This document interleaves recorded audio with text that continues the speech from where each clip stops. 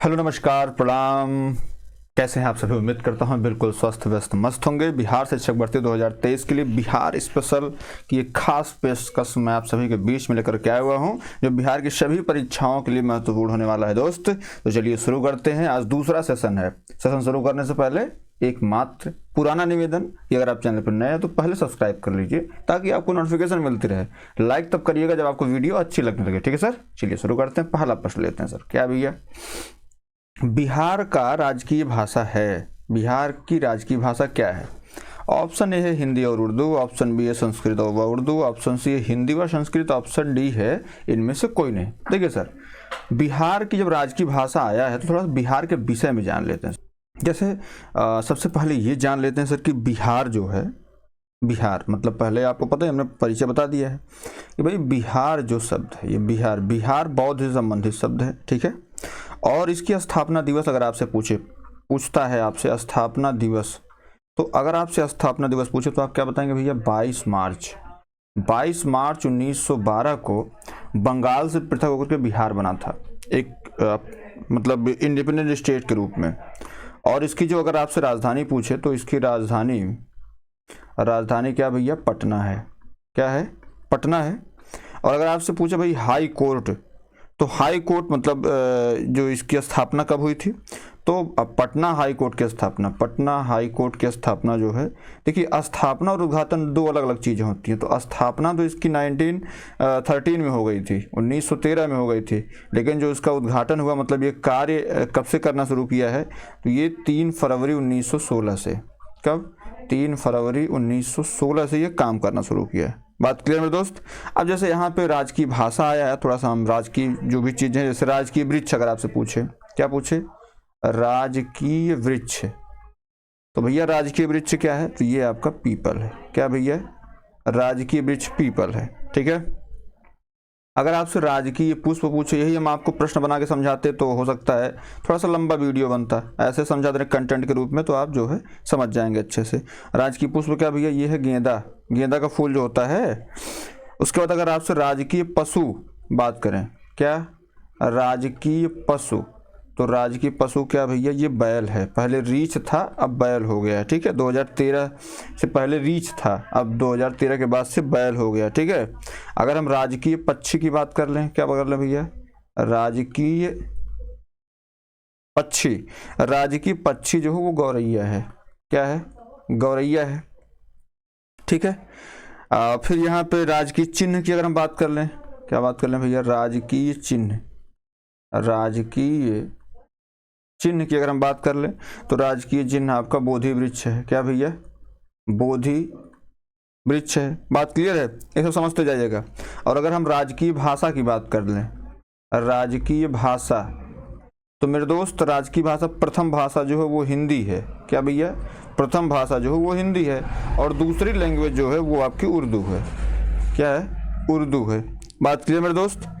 अगर हम बात कर लें कि साहब इसमें जो है जैसे जनसंख्या की दृष्टि से किस नंबर पे आता है, तो तीसरे नंबर पे आता है सर ये बिहार, है ना। जनसंख्या दृष्टि से तीसरे नंबर पे बिहार आता है। क्षेत्रफल दृष्टि से बात करें तो 12वां ऐसे राज्य के रूप में है, और अगर राज्य और केंद्र शासित प्रदेश दोनों ले लेते हैं तो 13वें स्थान पर जाता है। तो इतनी जानकारी आपके बिहार के लिए थी। बिहार की राजकीय भाषा क्या बताई हमने? हिंदी व उर्दू। ऑप्शन ए क्या है? बिल्कुल मेरे दोस्त राइट आंसर है। क्लास अच्छी लग रही है प्लीज़ सब्सक्राइब कर लें सर, और लाइक भी कर लें, अपने दोस्तों तक शेयर जरूर कर दें ताकि आपका परिवार, आपका जो संभव एजुकेशन प्लस परिवार जो है वो बढ़ता रहे। ठीक है, चलिए दूसरा प्रश्न लेते हैं सर। बिहार केसरी किसे संबोधित किया जाता है?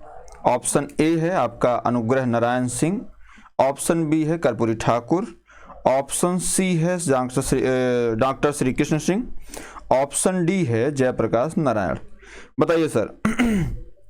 यहाँ पे पूछा है आपसे कि भाई जैसे अनुग्रह नारायण सिंह की बात कर लेते हैं सर, है ना। अनुग्रह नारायण सिंह जो है ये औरंगाबाद के थे। कहाँ के थे? ये थे, इनके जन्म स्थान पूछा जाता है, औरंगाबाद के थे। ये कहाँ के थे? अनुग्रह नारायण सिंह जो है ये औरंगाबाद के थे। और अनुग्रह नारायण सिंह को बिहार विभूति कहा जाता है। क्या कहा जाता है?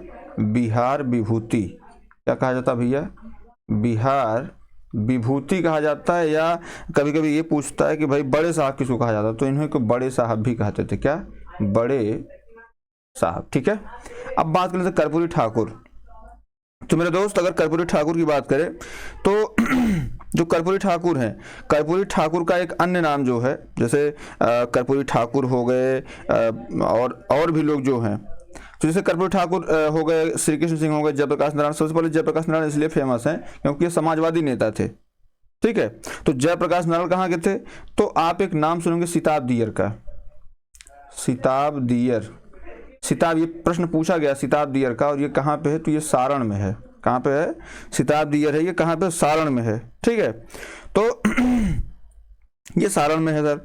अगर हम बात कर लेते हैं कि भाई जयप्रकाश नारायण को किस नाम से जानते थे, तो जयप्रकाश नारायण को लोक नायक के नाम से, किस नाम से? लोक नायक के नाम से लोग इनको जानते थे। बात क्लियर सर? इनको लोग किस नाम से? लोक नायक नाम से जान, लोक नायक जयप्रकाश नारायण से आप याद कर लीजिएगा ताकि आपको भूलेगा नहीं, या तो होता क्या कि भूल जाते हैं हम लोग।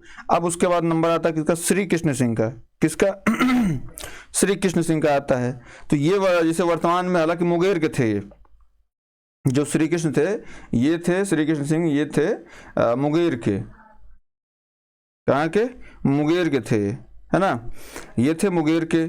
अब देखिए श्री कृष्ण जो सिंह थे या श्री कृष्ण सिन्हा इनको बोला जाता है। इनको जैसे बात करें तो इनको बिहार केसरी भी कहा जाता है, ठीक है, इनको बिहार केसरी भी कहा जाता है। बात अगर जैसे यहाँ पे आ जाए तो साहब जैसे श्री कृष्ण मुंगेर के थे और इनको जो है बिहार केसरी कहा जाता है। तो ऑप्शन सी तो बिल्कुल आपका राइट आंसर हो जाता है, ठीक है। क्या? बिल्कुल राइट आंसर हो जाएगा। श्री कृष्ण सिंह या श्री कृष्ण सिन्हा आपको अगर आता है तो ये कहा जाएगा, ठीक है सर। तो ये महत्वपूर्ण लोग थे, तो ऑप्शन सी इसमें क्या बिल्कुल राइट आंसर है। चलिए आगे बढ़ते हैं। तीसरा प्रश्न, बिहार का शोक निम्नलिखित में से किसे कहा जाता है? क्या? बिहार का शोक किसे कहा जाता है सर? तो ऑप्शन ए है गंगा को, ऑप्शन बी है कोसी को, ऑप्शन सी है सोन को, ऑप्शन डी है बागमती को। बताइए सर। इसमें देखिए अगर हम बात कर लें कि जैसे गंगा की बात कर लेते हैं तो गंगा का प्रवेश जो बिहार में होता है वो बलिया से होता है। कहाँ से? बलिया से। बिहार उत्तर प्रदेश का बॉर्डर बलिया है, यहीं से प्रवेश होता है सर, है ना। और ये यहाँ से होते हुए जाती है। कोसी नदी जो है सर, कोसी नदी अगर इसकी बात कर लेते हैं, कोसी, सोन, बागमती, ये बागमती नदी जो है अभी जो रबर डैम बनाया गया है गया में, तो वो सारी सोन नदी है। अगर इसमें आप बात कर लेते हैं कोसी नदी की सर, तो कोसी नदी जो है इसको ये सब सर्वाधिक मार्ग परिवर्तित करती है। अगर ये भी प्रश्न आता है कि सर्वाधिक मार्ग परिवर्तन करने वाली, सर्वाधिक मार्ग परिवर्तन करने वाली नदी, परिवर्तन करने वाली सर्वाधिक मार्ग परिवर्तन करने वाली नदी कोसी नदी जो है, ये इसका उद्गम कहाँ से है सर? कोसी, है ना, जैसे होता ना केन, बेतवा, चंबल, कोसी, सोन, ये सारी नदियां जो है इसका जो उद्गम है वो अमरकंटक से है, और ये सर्वाधिक मार्ग परिवर्तित करती है। और इसको, कोसी को ही क्या कहा जाता है? बिहार का शोक। क्या कहा जाता है सर? बिहार का शोक भी इसी को कहा जाता है। अब जैसे आपसे सटा हुआ है पश्चिम बंगाल, कभी कभी वहां का भी पूछ लेता है पश्चिम बंगाल का, पश्चिम बंगाल का शोक। तो मेरे दोस्त पश्चिम बंगाल का शोक अगर आपसे पूछेगा तो क्या बताएंगे आप? दामोदर नदी। क्या बताएंगे सर? दामोदर नदी बताएंगे। मामला क्लियर है सर? तो इसका राइट आंसर जो हो जाएगा वो ऑप्शन नंबर बी हो जाएगा, कोसी नदी, ठीक है। चलिए आगे बढ़ते हैं सर। चौथा प्रश्न लेते हैं। बिहार में तेल शोधक कारखाना कहाँ स्थित है? ऑप्शन ए पटना में, ऑप्शन बी आरा में, ऑप्शन सी बरौनी में, ऑप्शन डी इनमें से कोई नहीं। बताइए सर इसका राइट आंसर क्या हो जाएगा? तेल शोधन कारखाना कहाँ पर अवस्थित है ये पूछा जा रहा है। तो मेरे दोस्त, मेरे भाई, जो बिहार में तेल शोधक कारखाना है ये बरौनी में स्थित है। कहाँ पे? बरौनी में स्थित है। ऑप्शन नंबर सी क्या है? बिल्कुल राइट आंसर सर, ठीक है। चलिए आगे बढ़ते हैं। अगला क्या है भैया? बिहार में कौन सी नदी पर बहुउद्देशीय परियोजना निर्माण कार्य किया जाता है? जो बहुउद्देशीय परियोजना है कहाँ पे निर्माण होता है सर? गंगा नदी, पुनपुन नदी, फाल्गु नदी या कोसी नदी? इसकी हम बात कर लेते हैं सर।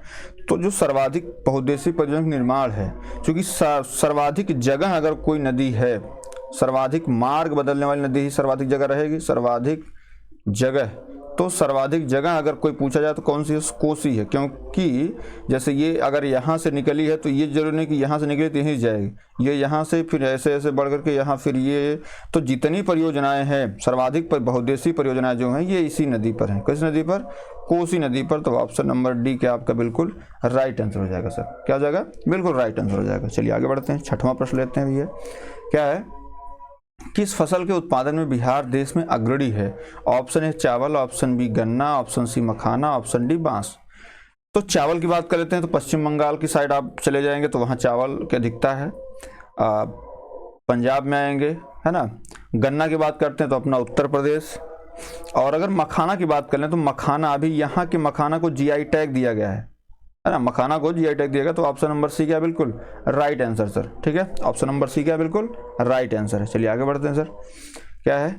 बिहार में केला उत्पादन का प्रसिद्ध क्षेत्र कौन सा है? पूछा जाता है, पूछा गया प्रश्न है, बीपीएससी ने पूछ रखा है इसको।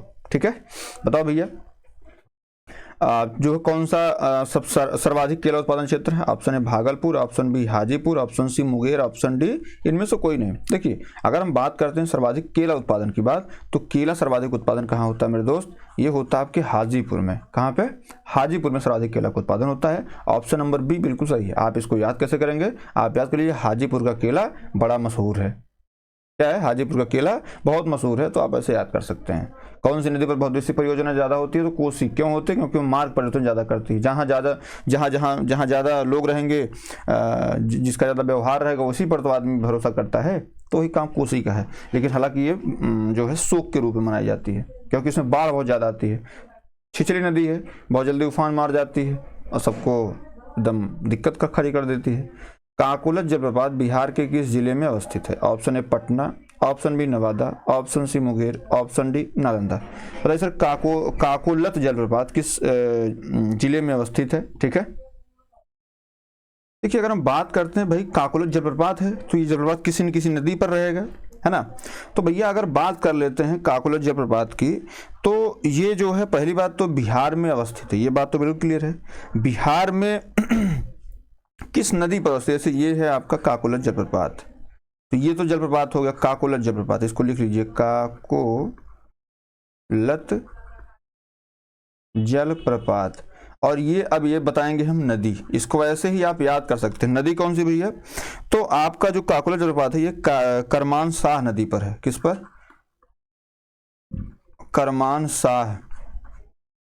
करमानशाह नदी पर ये अवस्थित है। करमानशाह नदी पर अवस्थित है सर ये, है ना। और एक बात और समझ लीजिए, जो बिहार का सबसे बड़ा जलप्रपात है, ये बिहार का जैसे सबसे बड़ा जलप्रपात है आपका कौन सा? काकोलत जलप्रपात, ये भी पूछा गया प्रश्न है। और ये लगभग जो इसकी डिस्टेंस है इस पर, ये 33 किलोमीटर है। कितना? 33 किलोमीटर, 35 किलोमीटर की दूरी पर स्थित है ये। ठीक है, और बिहार का ये सबसे बड़ा जलप्रपात है काकोलत जलप्रपात। ठीक है मेरे दोस्त, और ये कहाँ अवस्थित है? तो ये अवस्थित है आपके नवादा में। नवादा में कहाँ से? गोविंदपुर पुलिस स्टेशन के निकट स्थित है ये। ठीक है, तो ऑप्शन बी इसमें क्या है बिल्कुल राइट आंसर हो जाएगा। अगर आपसे कोई पूछता है बिहार का सबसे बड़ा जलप्रपात, आप बताएंगे क्या? काकोलत जलप्रपात। किस नदी पर है? तो करमानशाह नदी पर स्थित है। कितना दूर, कितना डिस्टेंस उसका है? तो आप बताएंगे 33 किलोमीटर। किस जिले में अवस्थित हो? नवादा जिले में स्थित है। इससे तक फैक्ट थोड़े पूछे गए यार। अब अगर वीडियो अच्छी लगे तो लाइक भी कर लो, शेयर भी कर दो, कहना ना बड़े साहब। कहने में क्या होता है ना कि थोड़ा सा वो होता है, अगर आपको अच्छी लगे तो आप कर लीजिए सर। ठीक है, 9 पर चलते हैं। नालंदा विश्वविद्यालय किस लिए विश्व प्रसिद्ध था? ऑप्शन ए चिकित्सा विज्ञान, ऑप्शन बी रसायन विज्ञान, ऑप्शन सी बौद्ध दर्शन, ऑप्शन डी तर्कशास्त्र। पहली बात, नालंदा विश्वविद्यालय निर्माण किसने करवाया? निर्माण करवाया किसने? कुमारगुप्त ने। किसने भैया? कुमारगुप्त प्रथम ने निर्माण कराया था। बात करते हैं पुनर्निर्माण की, या कैसे पुनर्जीवित किसने किया था? तो ये किया था विक्रमशिला विश्वविद्यालय की स्थापना जो किसने किया था? वो किया था, नाम नहीं याद आ रहा, सॉरी यार। अगर बात करते हैं भाई इसको नष्ट किसने किया था? तो बख्तियार खिलजी था। किसने? बख्तियार खिलजी था। ठीक है दोस्त, अब देखिए ये किसके लिए प्रसिद्ध था? तो जाहिर सी बात है ये प्रसिद्ध है किसके लिए? बौद्ध धर्म के दर्शन के लिए प्रसिद्ध था। ऑप्शन नंबर सी क्या बिल्कुल राइट आंसर है। चलिए आगे बढ़ते हैं सर। 10वां नंबर, बिहार आने वाला पहला अंग्रेज यात्री कौन था? Peter Mundy, Bishop Heber, John Marshall, Ralph Fitch. बताओ भैया इसमें राइट आंसर क्या हो जाएगा? देखिए अगर हम बात करते हैं, जैसे पहले तो भारत की बात, भारत पहले कौन आया था अंग्रेज, आप कमेंट करके बताएंगे अगर आपको पता है तो। अब यहाँ पूछा गया बिहार कौन आया था सबसे पहले, तो बिहार आने वाला पहला जो अंग्रेज था वो था Ralph Fitch. Option number D क्या है? बिल्कुल राइट आंसर है। ठीक है, चलिए आगे बढ़ते हैं सर। आप जरूर कमेंट करके बताइएगा कि जो भारत आया था पहला अंग्रेज यात्री कौन था। ठीक है, चलिए आगे बढ़ते हैं सर। 11 नंबर, अंतिम मौर्य सम्राट था अवंती वर्मा, बृहद्रथ, नंदीवर्धन या इनमें से कोई नहीं? बताओ भैया इसमें राइट आंसर क्या हो जाएगा? अंतिम मौर्य सम्राट कौन था? ये यूपी पुलिस का भी प्रश्न है, बिहार पुलिस का भी प्रश्न है, बिहार एसआई का भी प्रश्न है, और बीपीएससी ने भी एक बार पूछ रखा है। तो मेरे दोस्त अंतिम मौर्य सम्राट, देखिए मौर्य साम्राज्य की स्थापना जो है, मौर्य साम्राज्य की जो स्थापना है वो किसने करी थी? अशोक ने। किसने? अशोक ने, सॉरी माफ करिएगा, चंद्रगुप्त मौर्य ने। किसने? चंद्रगुप्त मौर्य ने करी थी। लेकिन हमसे पूछा क्या? अंतिम मौर्य सम्राट, तो अंतिम जो था वो था आपका, अंतिम अगर आपसे पूछे तो वो कौन था? बृहद्रथ था। कौन था? बृहद्रथ था। ऑप्शन नंबर बी क्या है? बिल्कुल राइट आंसर है सर। ठीक है, चलिए आगे बढ़ते हैं। 12 नंबर, क्या भैया? गुप्त सम्राट जिसने हूणों को पराजित किया था। ठीक है, जिसने हूणों को पराजित किया था। Option A Skandagupta, option B Samudragupta, option C Ramagupta, option D इनमें से कोई नहीं। पता भैया कौन सा गुप्त सम्राट था जिसने हूणों को पराजित किया था? तो देखो भैया, समुद्रगुप्त की बात कर लें तो बीड़ा बजाती हुई मुद्रा, इसके लिए आप जानते हैं बीड़ा बजाती हुई मुद्रा इसकी फेमस है, मतलब ये संगीत प्रेमी, इसके संगीत प्रेमी होने का प्रमाण मिलता है। क्या? संगीत प्रेमी होने का प्रमाण मिलता है। स्कंदगुप्त जो था इसने गुफा बनवाई थी बौद्धों के लिए, तो हूणों को पराजित करने वाला एकमात्र शासक कौन था? स्कंदगुप्त था। ऑप्शन ए क्या? बिल्कुल राइट आंसर है। ठीक है, चलिए आगे बढ़ते हैं सर। 13 नंबर पे, क्या भैया? अशोक के शिलालेखों में प्रयुक्त भाषा कौन सी थी? बहुत बार ये प्रश्न आया है, यूपी से लेकर बिहार तक सारी परीक्षाओं में प्रश्न पूछा गया। पाली थी, संस्कृत थी, प्राकृत थी या हिंदी थी? देखिए अशोक ने जो शिलालेख लिखे हैं उन शिलालेखों में सर्वाधिक जो भाषा प्रयुक्त हुई थी वो हुई थी आपकी पाली। पाली क्या थी? पाली को हम प्रथम देश भाषा कह सकते हैं। क्या? प्रथम देश भाषा थी ये पाली, प्रथम देश भाषा। और पाली में ही गौतम बुद्ध ने अपना सारा उपदेश दिया। गौतम बुद्ध ने उपदेश दिया। गौतम बुद्ध ने पहले बार उपदेश दिया था। बात करें प्राकृत की, तो प्राकृत जो है ये प्रथम राज्य भाषा थी। ठीक है, अब प्राकृत में जो है जो वर्धमान महावीर थे जैन धर्म के, उन्होंने उपदेश दिया था प्राकृत में। ठीक है, तो आप इसको भी याद रखिएगा सर। तो इसमें राइट आंसर जो हो जाएगा वो हो जाएगा आपका पाली। अशोक का शिलालेख किसमें प्रयुक्त है? तो पाली में लिखा गया। ठीक है, चलिए आगे बढ़ते हैं सर। अगला क्या है? वह स्रोत जिसमें पाटलिपुत्र के प्रशासन का वर्णन उपलब्ध है वह है कौन सा है भैया? तो आपका ऑप्शन है Divyavadana, option B Arthashastra, option C Indica, option D Ashoka के शिलालेख। देखिए अशोक के शिलालेखों में जो है अशोक के टाइम की बात कही गई है। अशोक में क्या मतलब क्या उसने वर्जित किया, क्या नहीं करना, क्या करना, ये सारी चीजें बताई गई हैं इसमें अशोक के शिलालेख में। इंडिका जो है ये बेसिकली प्रशासन संबंधित है, राजनीति से संबंधित है। प्रशासन नहीं बल्कि किससे है? राजनीति से है। इसमें आया है क्या? प्रशासन आया है, तो भैया इंडिका तो नहीं होगा क्योंकि इंडिका तो राजनीति संबंधित है। और इसके लेखक कौन थे? चाणक्य। कौन थे? चाणक्य, या इन्हीं को क्या कहते हैं? विष्णुगुप्त कहते हैं। क्या कहते हैं? विष्णुगुप्त कहते हैं। ठीक है, दिव्यावदान भी नहीं है इसमें। माफ करिएगा, जो इसमें देखिए इंडिका, सॉरी एक मिनट, इंडिका प्रशासनिक और राजनीतिक दोनों है और इसको चाणक्य ने लिखा था। तो पाटलिपुत्र की बात कर रहे हैं। अर्थशास्त्र, माफ करिएगा, इंडिका जो है हम थोड़ा सा गलती की, अर्थशास्त्र के विषय में ये है ना, ये सारी चीज़ें अर्थशास्त्र के विषय में है। इंडिका जो है मेगास्थनीज ने लिखा था। किसने? मेगास्थनीज ने लिखा था। माफ करिएगा सर, ऑप्शन सी इसमें क्या है? बिल्कुल राइट आंसर। मेगास्थनीज लिखा, बिल्कुल पाटलिपुत्र के प्रशासन संबंधी जानकारी थी। और अर्थशास्त्र के विषय में ये प्रशासन नहीं बल्कि राजनीति संबंधित था।